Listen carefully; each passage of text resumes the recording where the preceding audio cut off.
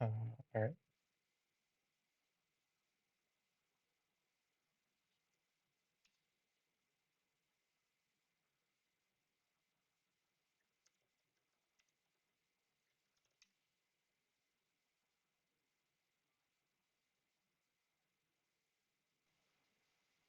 All right. Cool. Okay. Um,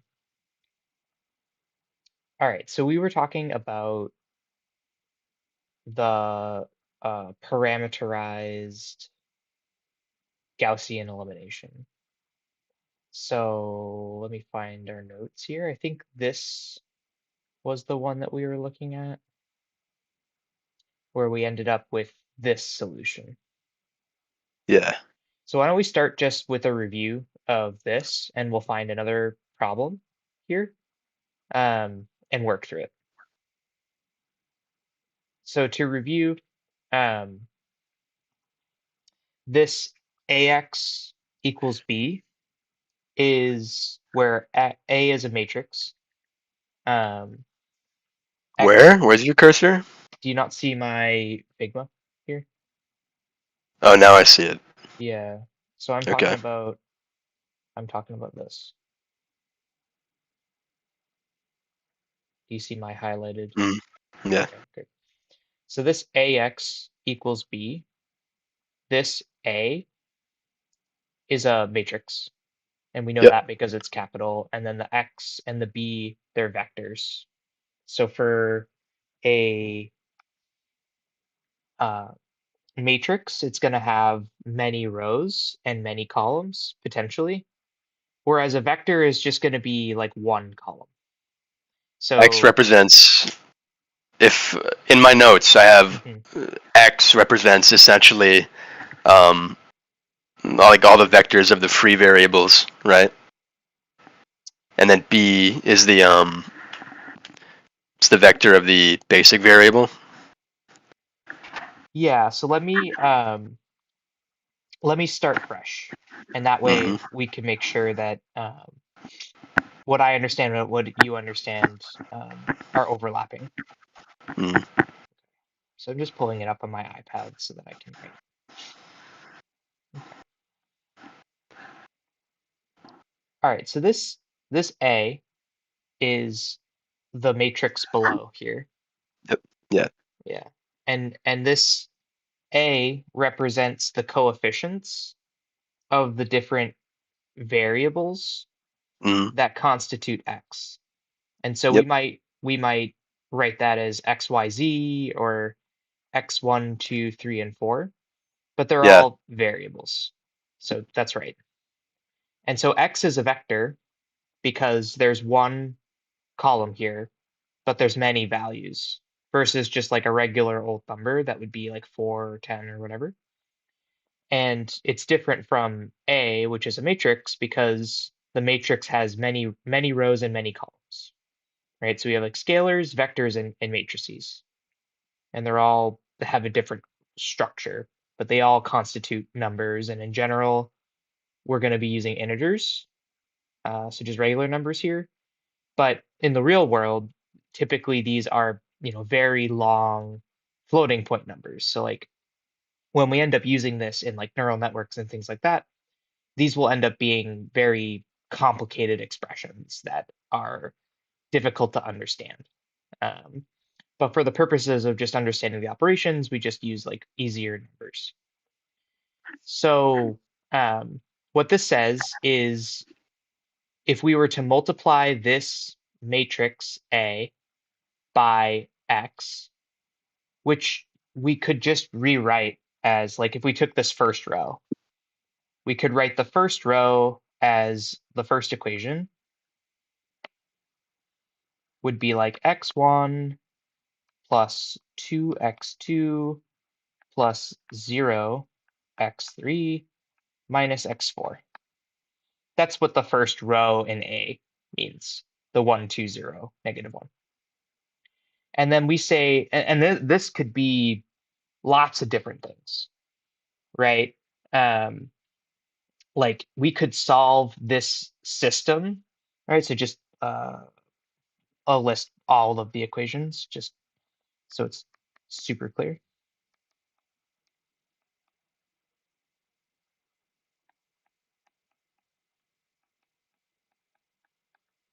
And this.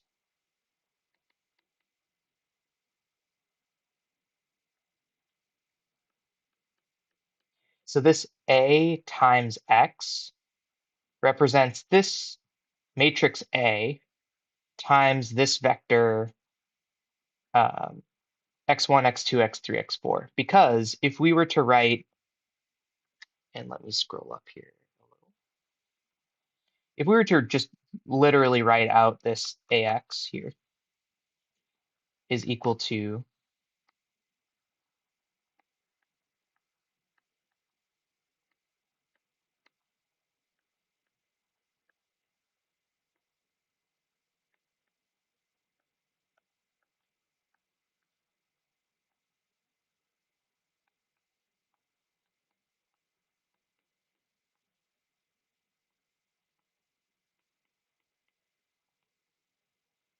now we remember from the last session that this matrix A is a 3 by 4.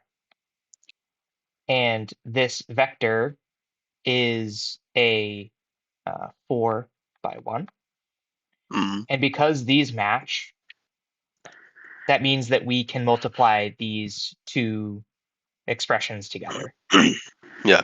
And when we multiply these two expressions together, we take the first row of the matrix and Yep. multiply it by the first column. And that's how we get the system.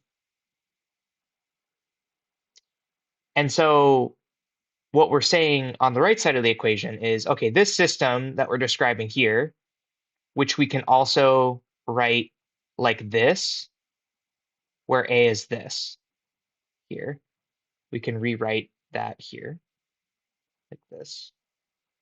We're saying that that is equal to another vector, 4, 13, negative 4. I can move this a little bit.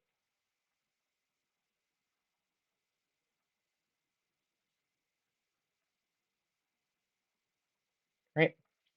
So this system of equations has these values for each equation. Right? And so the goal is we want to figure out what numbers, if we were to plug in for x1, x2, x3, and x4, would satisfy all three of these equations for these scalars here. Or another way to think about it is this system, right? How does this system solve for this vector b? These three values. So that's the goal. And so what we talked about a couple of videos ago was we're going to try to rewrite this ax with another column. So we're going to stick b into this matrix as the fifth column, right? So we have the x1 column, x2, x3, x4, and the b column. So now we end up with a 3 by 5 matrix. And we called this the augmented matrix. So we rewrote this as an augmented.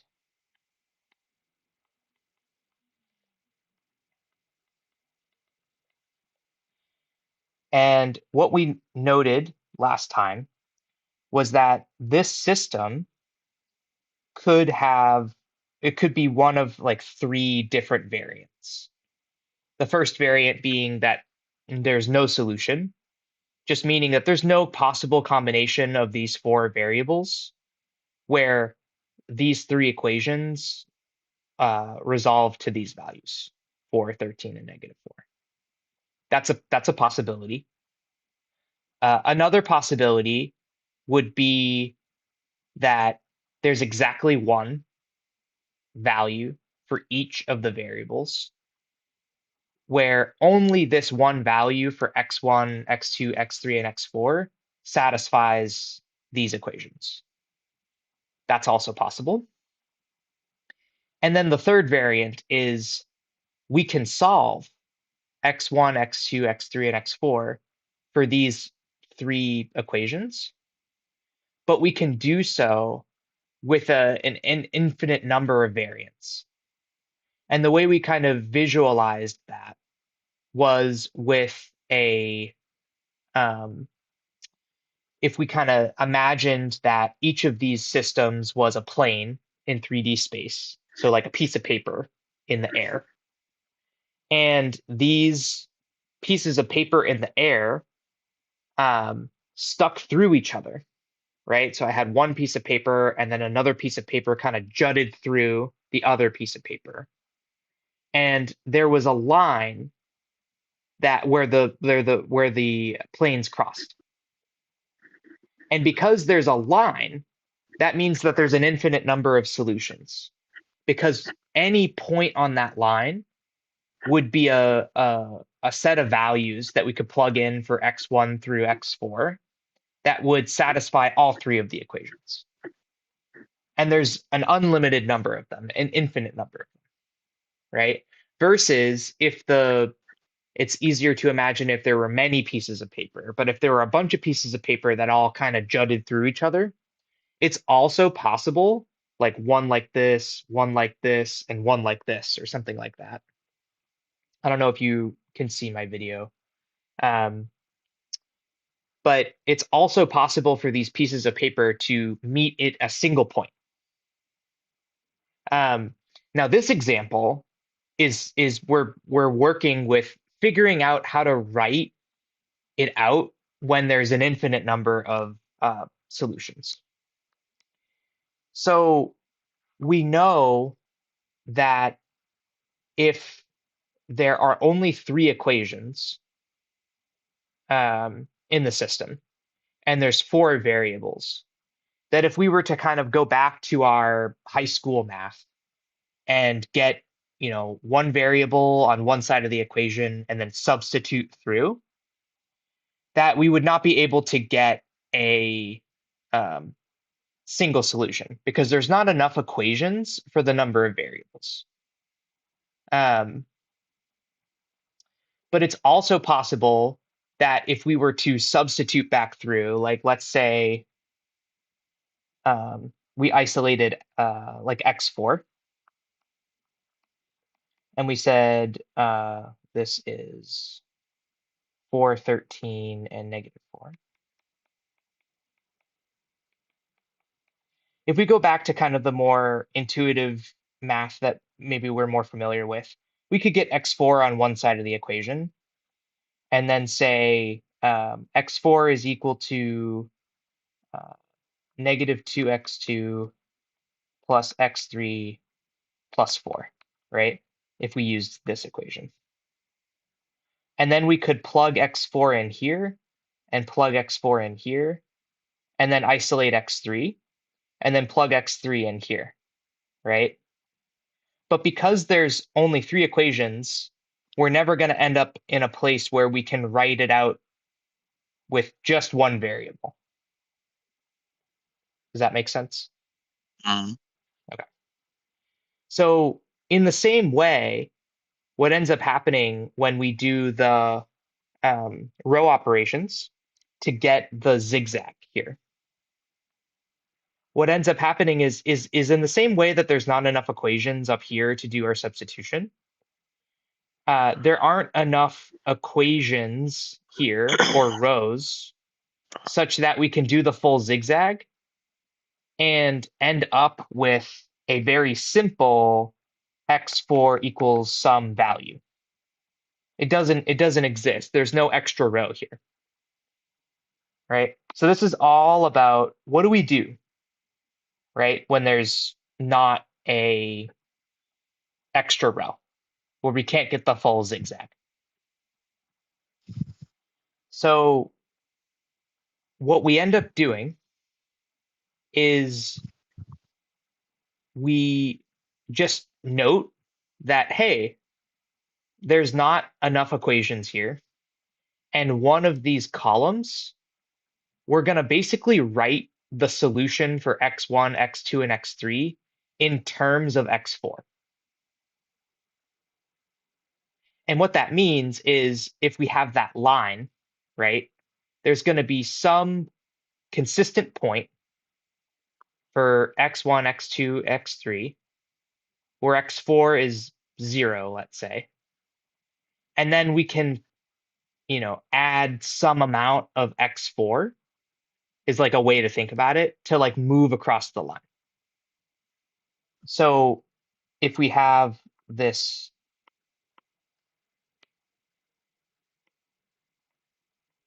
like x, y, z,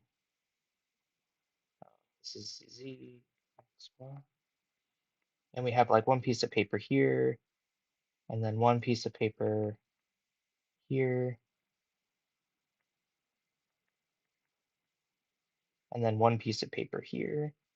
Or let's just for this note, let's just say that they cross at this line here,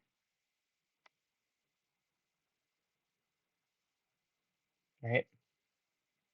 We're gonna write our equations so that we can represent a line, which means that there's going to be some variable in the equation. It's not going to be a single point, right? Does that make sense? Hmm. Okay, great. So let's do another example. Um,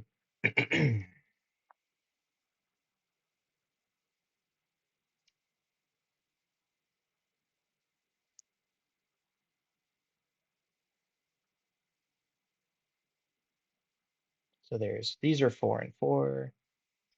Let me just Google.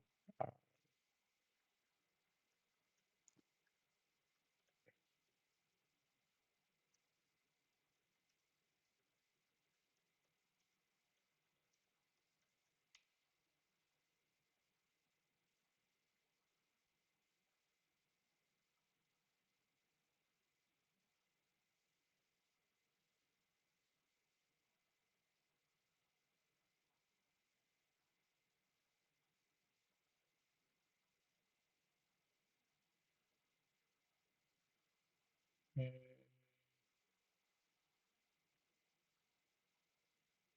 maybe in my worksheet.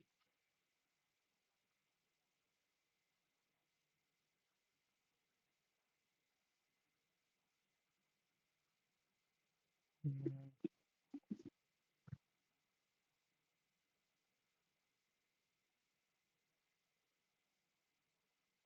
here we go. This is a little bit of a simpler example, I think.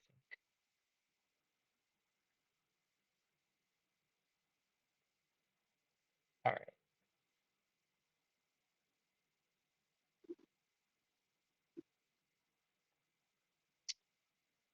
Okay.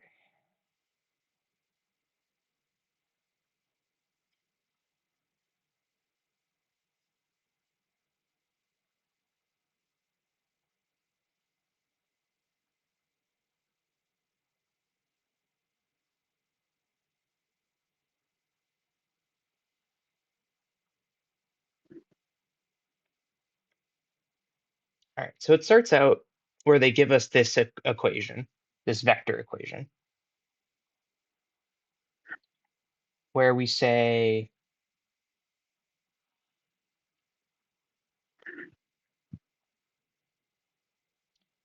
u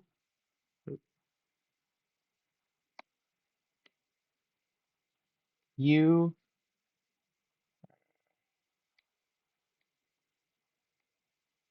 u times this vector 1, 1, 0 plus v times this vector 1, 2, 1 plus w times 1, 3, 2 equals b. And they said, okay, like let's give b is equal to 0, 0, 0. Okay.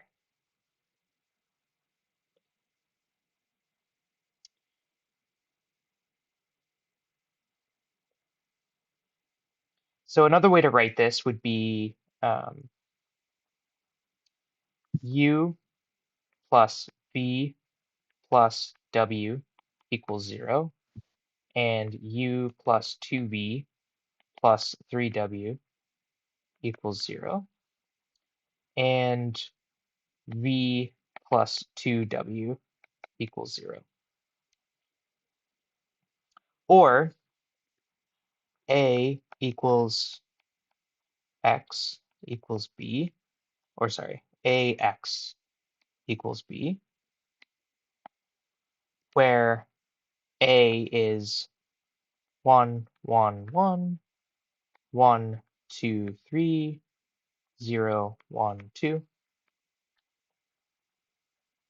Okay. Okay. And then this is a, right? Can you zoom out a little bit? Oh gosh, yes, of course. Thank you.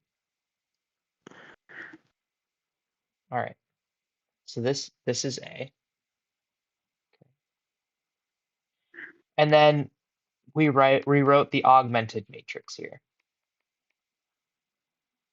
Was 1, 1, 1, 0, 1, 2, 3, 0, 0, 1, 2, 0.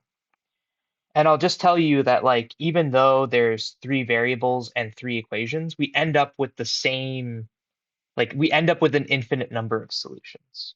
So we're still going to do, like, the stuff that we did yesterday, but it'll be, like, a little simpler, I think. Okay. So what would you do from here?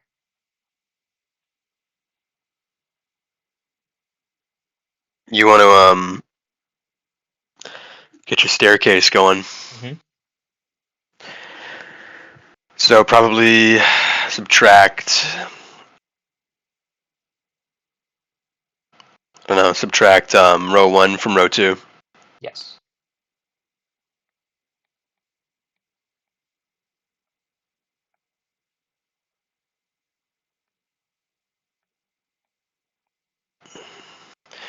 So we'd have 0, 1, 2, 0.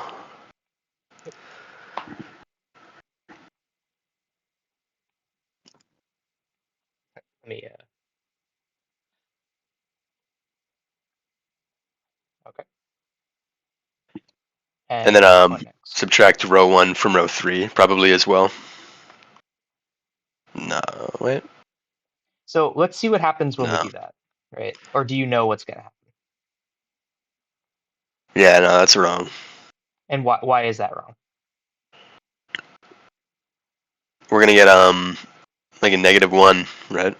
Yeah, exactly. So we would end up Yeah. with this. And just to be for the video, we would end up with -1 here, and then 0, 1, 0. And so we like kind of regressed a little bit because we need to make sure there's a 0 here. Oh,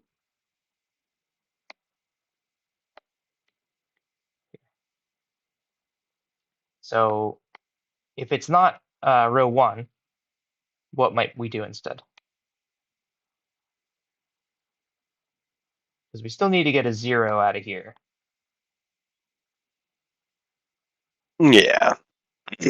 Um, I'm just concerned about. We don't want them all to be zeros in that bottom row. So this is an example where, so this is an edge case that we haven't really gone over yet. So if we end up with all zeros in the bottom, what that means is one of these, two of the 3 equations up here, like the 3, even though there's 3 equations, we don't really get any new information. Hmm. They reduce to, like, if I took one equation, I could form the other equation, essentially, for these values. Like, there's not enough equations to get 1 point. So even though we would get zeros in the bottom here, that's okay. Hmm. What that means is it's kind of like the example from yesterday where we didn't have enough equations and we ended up with an infinite number of solutions. in this case, we would also end up with an infinite number of solutions. So subtracting row 2 from row 3 is the correct thing to do. Okay.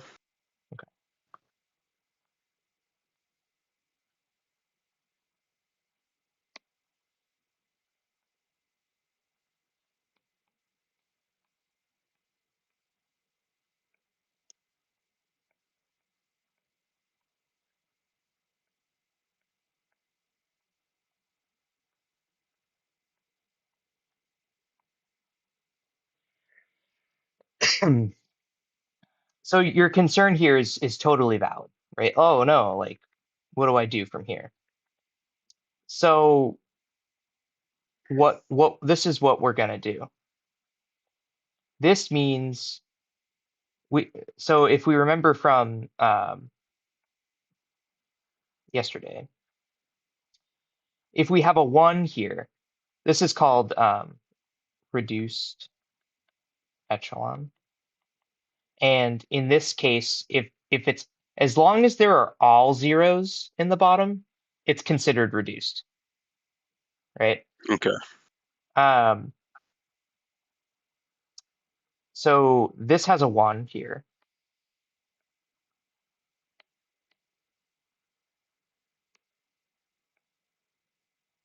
And this has a 1 here, but this doesn't. So this is going to be a pivot. This is going to be a pivot. And this is what we're going to call a free variable. So this is the column that's going to scale so that we get an infinite number of solutions. So Mm. these first 2 columns are going to give us the information of like, here's the point. And then the third column is going to tell us what's the vector or the line, right, that runs through that point, where I'm going to add something to it. And it's going to give me a new solution that also satisfies all 3 of these equations. Right? So we're going to get some value for UV, and then we're going to be basically able to add any value for 0 and get our solution. That's what's going to end up happening. And so what we say, once we've identified this, okay, we've done our row operations, and we've done the like reduced echelon, and we've identified our pivots, and we've identified our free variable. The next step is we define our free variable. So we just say, let W be equal to T, or whatever, some variable, something new. Okay. And then we do our back substitution from there. But instead of plugging in a solid value, we're going to plug in an equation. So I'll show you what I mean. So this row says that 0W equals 0, which doesn't really give us any information, right? What this means is W could be any value. And multiplying it by 0, we're going to end up with 0. So this Mm. equation doesn't give us any new information. So we're going to forget about that for now. And we're going to move up to the next column. And this equation we can write as V plus 2W equals 0. Okay. Now we want to solve for V in this equation because V is the pivot in this row, because it's the V is the second variable and we're working on the second row. So, okay, that means that V equals negative 2W, right? But we're going to Mm. rewrite all of these equations. So we started here, we said W equals T, and we're going to rewrite u, v, and w in terms of this new variable t. So we said v equals negative 2w, but we're going to replace w with t.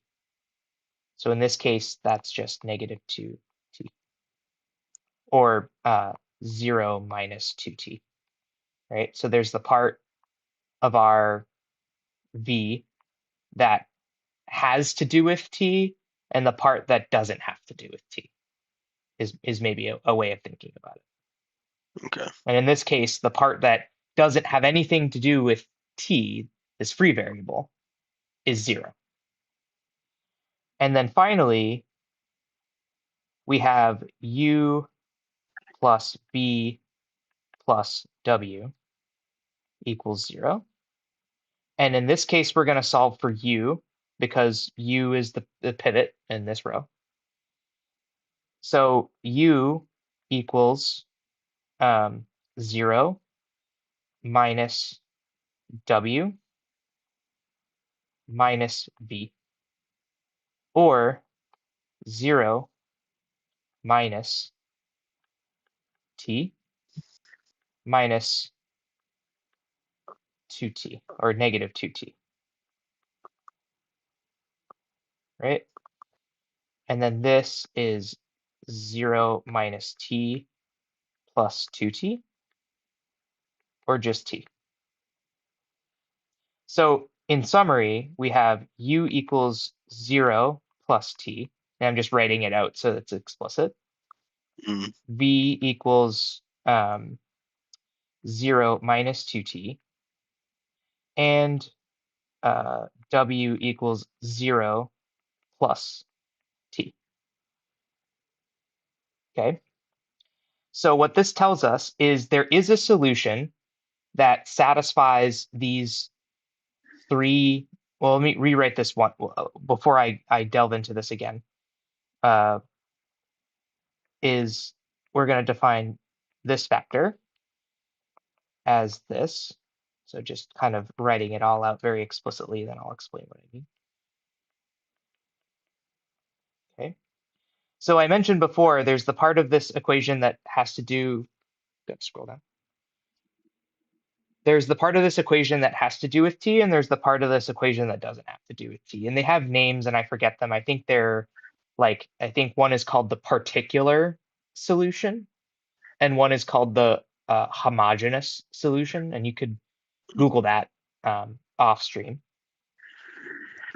But we can write this as 0, 0, 0, and then plus t. We're going to pull the t out, and then write the vector 1, negative 2, 1, 1, negative 1, negative 2, 1.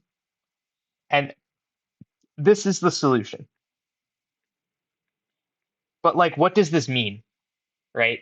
Like, okay, I got like a vector here. Like we're used to having just like a regular vector here. We have a value for u, a value for v, a value for w, right? And then we go back to our equation and we plug it in and we check it and it works. Look, okay, cool, looks good. But now we got this like t thing, right? Like what's that about? Yeah. So what this means is if we go back to our equations, so let me, maybe I could copy them.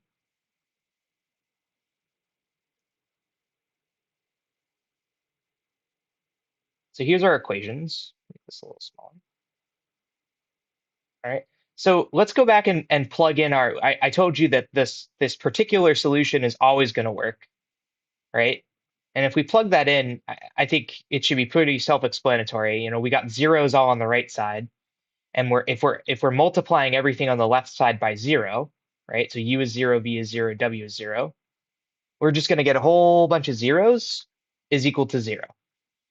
So that definitely solves the equation, right? When they're all 0, this is true, right? They all work. Make sense? Mm.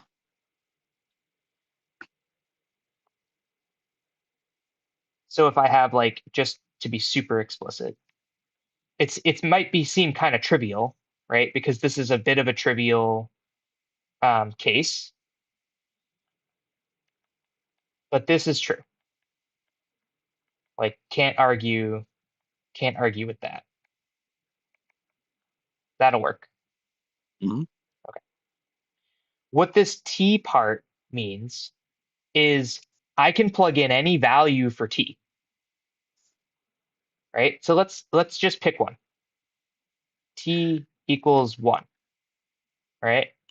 So now I have u, v, w equals 0, 0, 0 plus 1 times 1, negative 2, 1.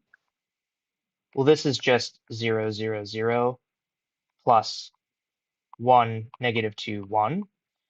And if you remember, I told you you can just add the rows here. So now we can reduce this to 1, negative 2, 1. And this is also a solution. And we can check to see if this also works, right? So let's try. 1, so this is t equals 0, right? There's no t value. This is t equals 1.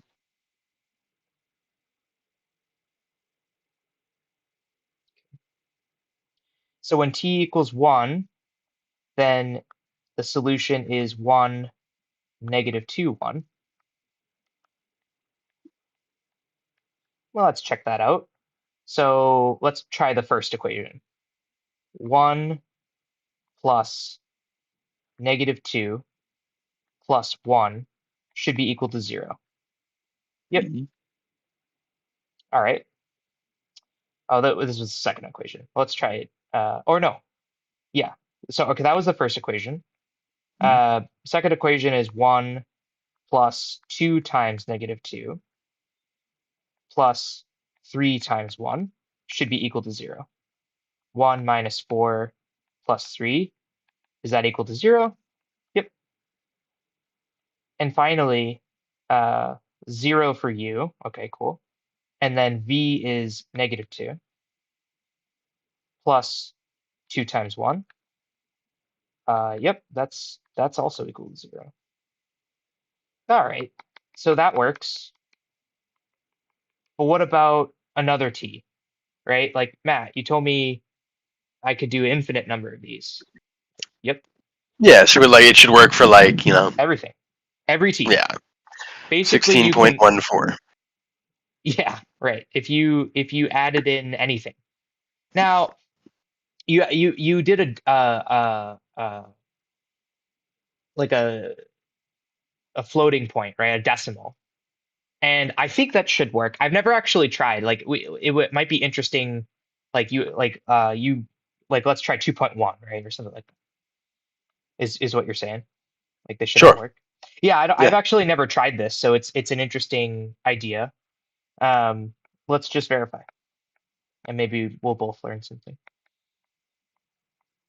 Definitely, if you plugged in 2, it would work. Yeah. Right.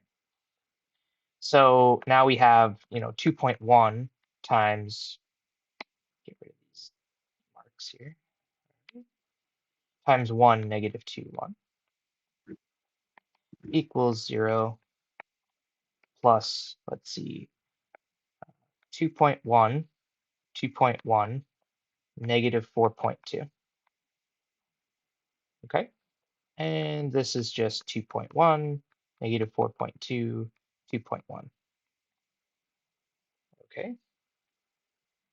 So if t equals 2.1, then UVW equals 2.1, negative 4.2, 2.1. Okay. Let's try the first equation, and maybe we could just stick to the first equation, right? Or Yeah. maybe whatever. Maybe we'll try the first 2 Like equations. if it works at the first, it's gonna like I think so, yeah. So I it think definitely I think works for the first one, and then, plus I mean it makes 2.1. sense, yeah. Let's let's just check. Let's just double check. because I'm looking at the second one, right? So it's 1 plus 2 times negative 4.2.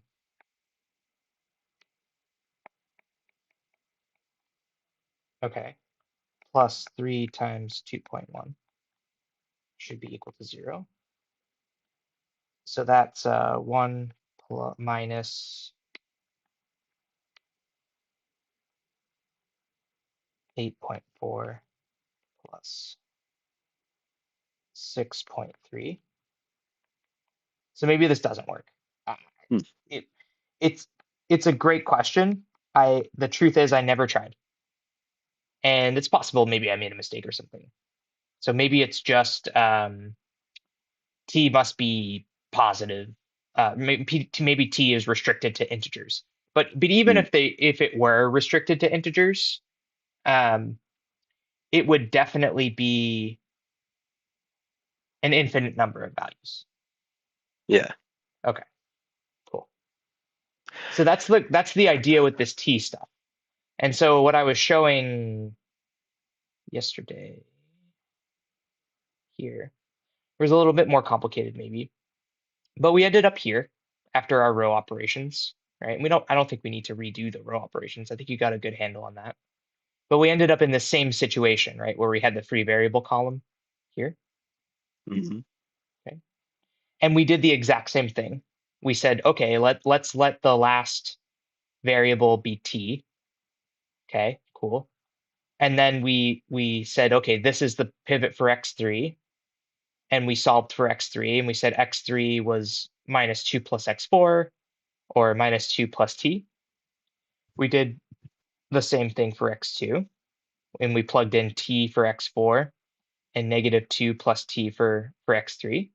And we ended up actually getting a scalar, or a not well, just like a non-t, like a 0 for t, the t value, right? Yeah. 1 plus 0t. And the same for x1. And we ended up with this solution here, right? And if we were to plug this in to all the equations and then plug in some value for t, it should. Hmm. And that was the idea. Okay. So does that help clear up It the does. questions? Yeah. That Okay, is clarifying. cool. All right, sweet. I don't know where we Sweet. are for time, if you wanted to call it Yeah. here, or if you I'm wanted good. to. Yeah. You're good for today. I'm good. Yeah. Okay. Yeah. We're at 41 minutes.